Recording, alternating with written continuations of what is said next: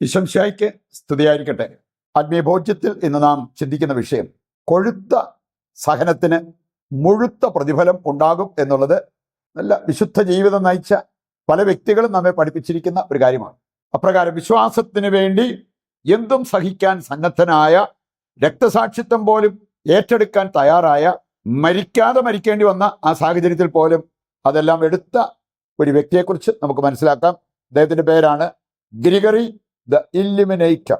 AD 301 അർമേനിയയുടെ ഒരു ഭരണാധികാരിയായിരുന്ന വ്യക്തി ടെറിഡേറ്റസ് എന്ന ഭരണാധികാരി, അദ്ദേഹം കൽപ്പിച്ചതനുസരിച്ച് ഈ ഗ്രിഗറിയെ ഒരു വലിയ കിണർ പോലെ ആഴമുള്ള ഒരു കുഴിയിലേക്ക് എറിഞ്ഞു. കാരണം ക്രിസ്ത്യാനിയാണെന്നറിഞ്ഞു, അന്യ ദൈവ ആരാധന വിസമ്മതിച്ചു. അതിൻ്റെ പേരിലാണ് ഇങ്ങനെ ഒരു കാര്യം ചെയ്തത്. പട്ടിണിക്കിടാൻ വലിയ കിണർ പോലത്തെ ഒരു കുഴിയിലേക്ക് എറിയപ്പെട്ട വ്യക്തിയാണ് ഗ്രിഗറി ദ ഇല്ലുമിനേറ്റർ. നമ്മൾ കാണുന്നുണ്ട്, അന്ന് അർമേനിയയുടെ ഒരു ഒഫീഷ്യൽ മതം എന്ന് പറയുന്നത് സൊറോവാസ്ട്രിയനിസം, അതായിരുന്നു അവരുടെ മതം. അത് പിന്നീട് ക്രിസ്ത്യാനിറ്റി ആയിട്ട് മാറി, ക്രിസ്തുമതമായി പിന്നെ അവിടുത്തെ ഒഫീഷ്യൽ മതം. ഇത് ആയതിൻ്റെ പിന്നിൽ ഒരു കഥയുണ്ട്, ഒരു സംഭവമുണ്ട്. ഒരു വ്യക്തിയുടെ അസാധാരണമായിട്ടുള്ള ത്യാഗം, വിശ്വാസത്തെ പ്രതിയുള്ള ത്യാഗം ചരിത്രം വായിച്ചു കഴിഞ്ഞാൽ നമുക്ക് കാണാൻ സാധിക്കും. അന്യദൈവ ആരാധന നടത്താൻ ഗ്രിഗറി വിസമ്മതിച്ചു. നീ ഗ്രിഗറി എന്ന് പറഞ്ഞാൽ ഒരു കുലീന കുടുംബത്തിൽ നിന്ന് വന്ന വ്യക്തിയാണ്. അപ്പൻ അനാക്ക് അർമേനിയൻ മുൻ രാജാവിനെ വധിച്ച വ്യക്തിയാണ്. അങ്ങനെ എങ്ങാനും സംഭവിച്ചാൽ പിന്നീട് ഉണ്ടാകാവുന്ന കാര്യം നമുക്കറിയാലോ. ആ കുടുംബത്തിൽ ഒരാൾ പോലും ജീവിച്ചിരിക്കാൻ അവർ അനുവദിക്കത്തില്ല. ഇനി ഗ്രിഗറിയെ അവര് രഹസ്യമായിട്ട് നാടുകടത്തി. അങ്ങനെ ആ മനുഷ്യൻ പിന്നീട് സിസിലിയയിൽ വളർന്നു വന്ന വ്യക്തിയാണ്. അവിടെ ആയിരുന്ന സമയത്ത് അദ്ദേഹം ക്രിസ്തു മതം സ്വീകരിച്ച് ക്രിസ്ത്യാനിയായിട്ട് വിശ്വാസത്തിൽ വളർന്ന ഒരു വ്യക്തിയാണ്. തിരിച്ച് അർമേനിയയിലേക്ക് വന്നെങ്കിലും അദ്ദേഹം അന്യദൈവ ആരാധനയോ അങ്ങനെയുള്ള കാര്യങ്ങളൊന്നും സ്വീകരിക്കാതെ കണ്ട് ആ വിശ്വാസം കാത്തു സൂക്ഷിച്ച ഒരു വ്യക്തിയാണ്. ഇതേക്കുറിച്ച് മനസ്സിലാക്കിയ രാജാവ് പിന്നീട് കൽപ്പിച്ചു അവനെ, ഞാൻ പറഞ്ഞ പോലെ, കിണർ പോലെ ആഴമുള്ള ഒരു കുഴിയിലേക്ക് വലിച്ചെറിയാൻ. അവരപ്രകാരം ചെയ്തു. അവിടെ 14 വർഷം കഴിഞ്ഞു. ആവശ്യത്തിന് ഫുഡോ അങ്ങനെയുള്ള കാര്യങ്ങളൊന്നുമില്ല, ഒരു സൗകര്യമില്ലാതെ കിണർ പോലത്തെ ഒരു കുഴി. അതിനകത്ത് ജീവിച്ച വ്യക്തി അത് 14 വർഷം. അദ്ദേഹം ജീവിച്ചിരുന്നത് തന്നെ വലിയൊരു അത്ഭുതമാണ്. ഏതാണ്ട് അർത്ഥപ്രാണൻ, അങ്ങനെ പകുതി മരിച്ചു അല്ലെങ്കിൽ മരിച്ചില്ല എന്നുള്ള ആ ഒരു അവസ്ഥയിൽ ജീവിച്ചിരുന്ന സമയത്താണ് ഈ ടെറിഡേറ്റസ്, അദ്ദേഹത്തിനൊരു രോഗം ബാധിച്ചു. കിട്ടാവുന്ന ചികിത്സകളെല്ലാം സ്വീകരിച്ചു, ഒന്നും ഫലപ്രദമാകുന്നില്ല. അങ്ങനെ മരണം മുന്നിൽ കണ്ട ആ സമയത്ത് അവരിങ്ങനെ ആരോ സജസ്റ്റ് ചെയ്തു, നമുക്ക് ഗ്രിഗറിയെ കൊണ്ടുവന്നാലോ, ഗ്രിഗറിയിലൂടെ ഈ മനുഷ്യന് സൗഖ്യം കിട്ടുമെന്ന് നോക്കിയാലോ. അവസാനം അത് അവർ അംഗീകരിച്ചു. ഗ്രിഗറി വന്നു, അദ്ദേഹം പ്രാർത്ഥിച്ചു കാണും. ഏതായാലും അത്ഭുതകരമായിട്ട് രാജാവ് ആ രോഗാവസ്ഥയിൽ നിന്നും മരണവക്കിൽ നിന്നും രക്ഷപ്പെട്ടു. അതുകൊണ്ടാണ് പിന്നീട് ഈ അർമേനിയയുടെ ഒഫീഷ്യൽ മതമായിട്ട് ക്രിസ്തു മതം പ്രഖ്യാപിക്കപ്പെട്ടത്. ഒരു മനുഷ്യൻ ഇത്രയും വലിയ ത്യാഗമെടുത്തപ്പോൾ ഉണ്ട്, ഞാൻ പറഞ്ഞ് മുഴുത്ത സഹനം അല്ലെ കൊഴുത്ത സഹനം, ഇങ്ങനെയുള്ള സഹനങ്ങൾക്ക് അതിനനുസരിച്ചുള്ള മഹത്വമുണ്ടാകും. ഇങ്ങനെ ഒരു സംഭവം ഉണ്ടായതോടുകൂടി നോക്കിയേ ഗ്രിഗറിയുടെ അവസ്ഥ എന്തായിരിക്കും. ആ രാജ്യത്ത് തന്നെ ഗ്രിഗറിയെ എപ്രകാരമാണ് അവർ കണ്ടത് എന്ന് നമുക്ക് മനസ്സിലാക്കാൻ പറ്റും. പക്ഷെ 14 വർഷക്കാലം അതുപോലെ സഹനം ഏറ്റെടുക്കേണ്ടി വന്ന് ആ സഹനത്തിൽ തളരാതെ പതറാതെ മുമ്പോട്ട് പോയ ഒരു വ്യക്തിയാണ് ഗ്രിഗറി ദ ഇല്ലുമിനേറ്റർ.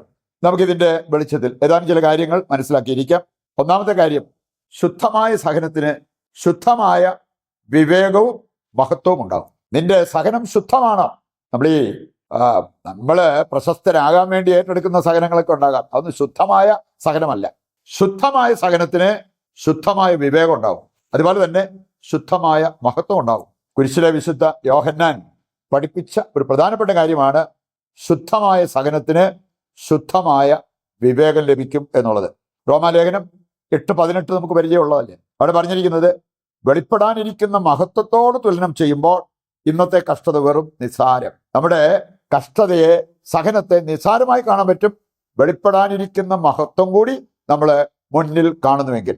റോമ 8:28 കൂടി എടുക്കുകയാണെങ്കിൽ, ദൈവത്തെ സ്നേഹിക്കുന്നവർക്ക്, അവിടുത്തെ കൽപ്പനയനുസരിച്ച് ജീവിക്കുന്നവർക്ക് ദൈവം എല്ലാം നന്മയ്ക്കായി പരിണമിപ്പിക്കും എന്നുള്ളത് കർത്താവിൻ്റെ വചനം പഠിപ്പിക്കുകയാണ്. ഇനി ആ ഒരു ബോധ്യമുള്ള വ്യക്തികളാണ് നമ്മളെങ്കിൽ തീർച്ചയായിട്ടും നമ്മുടെ സഹനങ്ങളെ എടുക്കേണ്ടതുപോലെ നമുക്ക് എടുക്കാൻ പറ്റും. 2 കൊരിന്തോസ് 4-ാം അധ്യായം 17-ാമത്തെ വചനമെടുത്താൽ അവിടെ പറഞ്ഞിട്ടുണ്ട്, ക്ലേശങ്ങൾ താൽക്കാലികമാണ്, പക്ഷെ അതുമൂലം കിട്ടാവുന്ന മഹത്വം അനുപമമായ മഹത്വമാണ്. 1 പത്രോസ് 5:9-10 വചനങ്ങളെടുത്താൽ അവിടെയും പറഞ്ഞിട്ടുണ്ട്, അല്പകാലത്തെ സഹനം ഈ നിത്യതയുമായി തുലനം ചെയ്യുമ്പോൾ ഈ ലോക ജീവിതം ബക്കറ്റിലെ ഒരു തുള്ളി വെള്ളം പോലെ, കടലിലെ ഒരു തുള്ളി വെള്ളം പോലെ, കടൽ തീരത്തെ ഒരു മണൽത്തരി പോലെ, അത്രേ ഉള്ളൂ ഈ ലോക ജീവിതം. അതുകൊണ്ടാണ് അല്പകാലത്തെ സഹനം. മരണം വരെ നമ്മൾ സഹിക്കേണ്ടി വന്നാലും മരണാനന്തരം നമുക്കുണ്ടാകാവുന്ന മഹത്വത്തെക്കുറിച്ച് പത്രോസ്ലീഹ നമ്മെ പഠിപ്പിക്കുന്നത് കാണാൻ പറ്റും. പിന്നെ നമുക്ക് ഈ സഹനം വരുമ്പോൾ ആ സഹനം തരളിതമാകുന്നത്, നമ്മളെ തളർത്താതെ തരളിതമാകുന്നത് എപ്പോഴാണ്? ഉൽപ്പത്തി 29:20 വായിച്ചാൽ വലിയ സഹനം ഏറ്റെടുക്കേണ്ടി വന്ന ഒരു വ്യക്തിയാണ് യാക്കോബ്. പക്ഷെ നമ്മൾ കാണുകയാണ് റേച്ചലിന് വേണ്ടിയുള്ള അവൻ്റെ സഹനങ്ങള് വെറും നിസ്സാരമായിട്ട് അവൻ അനുഭവപ്പെട്ടു. 7 വർഷം ഏതാനും ദിവസങ്ങൾ പോലെ കടന്നുപോയെന്ന്. അവിടെ സഹനം അവന് തരളിതമായി. എന്തുകൊണ്ടാണ്? അവളോടുണ്ടായിരുന്ന അവൻ്റെ ശുദ്ധമായ സ്നേഹം. നമുക്ക് കാണാൻ സാധിക്കും. വേണമെങ്കിൽ ഒരു വ്യക്തിയാണെങ്കിലും ഒരു തടിയാണെങ്കിലും വെള്ളത്തിൽ കിടക്കുമ്പോൾ ഒരു കൈ കൊണ്ട് വേണമെങ്കിൽ അത് തള്ളി മാറ്റാൻ പറ്റും. ഇനി വെള്ളമില്ലാത്തടത്താണെങ്കിൽ അങ്ങനെ സംഭവിക്കത്തില്ല. ജലം ഭാരം കുറയ്ക്കും എന്നതുപോലെ തന്നെയാണ് സ്നേഹം ഭാരം കുറയ്ക്കും എന്നുള്ളത് കർത്താവിൻ്റെ വചനം നമ്മെ ഓർമ്മിപ്പിക്കാൻ. അവസാനമായിട്ട് നമ്മൾ ചിന്തിക്കേണ്ടത് ഒരാൾക്കും ഒഴികഴിവില്ലാത്ത ഒരു കാര്യമാണ് സഹനം.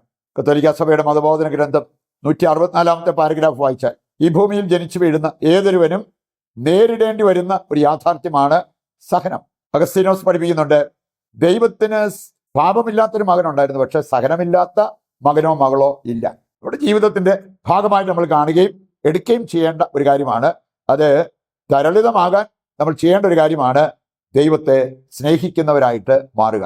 ഒരു കൃപയ്ക്കായി ദൈവത്തോട് പ്രാർത്ഥിക്കാം. ഇവിടെ എല്ലാ പ്രാർത്ഥനാ നിയോഗങ്ങളും കർത്താവിന്റെ കരങ്ങളിൽ ഏൽപ്പിച്ചുകൊണ്ട് ദിവ്യകാരുണ്യത്തിന്റെ ആശീർവാദവും നമുക്കിപ്പോൾ പ്രാർത്ഥനാപൂർവ്വം സ്വീകരിക്കാം.